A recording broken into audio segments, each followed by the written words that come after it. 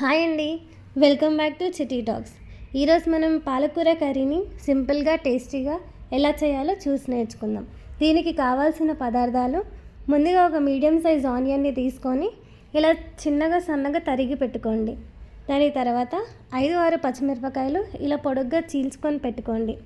తర్వాత 9 నుంచి 10 వెల్లుల్లి రెబ్బల్ని ఇలా ఒలుచుకొని పక్కన పెట్టుకోండి.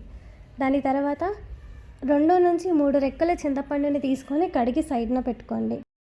నేను ఒక 6 పాలకూర కట్టెల్ని తీసుకొని బాగా కడిగేసి సన్నగా తరిగి పక్కన పెట్టుకున్నానండి. ముందుగా స్టవ్ వెలిగించి దాని మీద ఒక గిన్నె పెట్టండి. అది వేడయ్యాక 1 స్పూన్ ఆయిల్ వేయండి. ఆయిల్ కొద్దిగా వేడైన తర్వాత 1 స్పూన్ జీలకర్ర, 1 స్పూన్ ఆవాలు, చిటికెడన్ని శనగపప్పు అండ్ మినపప్పు వేయండి. అది కొంచెం వేగి చిటపటలాడిన తర్వాత ముందుగా చీల్చి పెట్టుకున్న పచ్చిమిర్చిని వేయండి. వేసి బాగా కలపండి. పచ్చిమిర్చి ఇలా బాగా వేగిన తర్వాత ముందుగా తరిగి పెట్టుకున్న ఆనియన్ని మనం ఆయిల్లో వేసుకోవాలి. వేసుకొని బాగా ఎర్రగా అయ్యే వరకు ఫ్రై చేయాలి. ఇందులోకి ఒక 1/2 టీ స్పూన్ సాల్ట్ వేసుకోండి. ఈ టైంలో సాల్ట్ వేసుకున్నట్టయితే మీ కర్రీ మరింత రుచిగా అవుతుంది.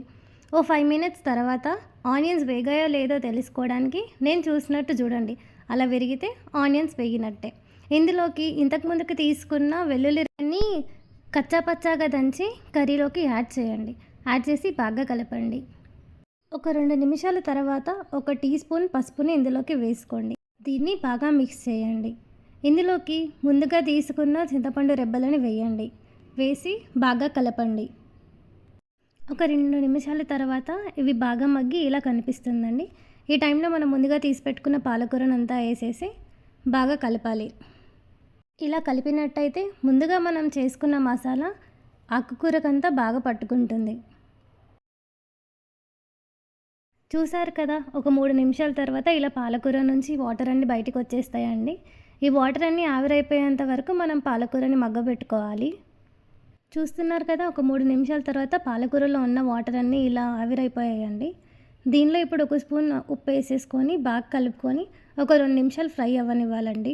ఇప్పుడు ఇందులోకి ఒక 1/2 స్పూన్ కారం వేసుకోండి. ఆల్రెడీ పచ్చిమిర్చి వేసాం కాబట్టి కొంచెం కారంగా ఉంటుంది.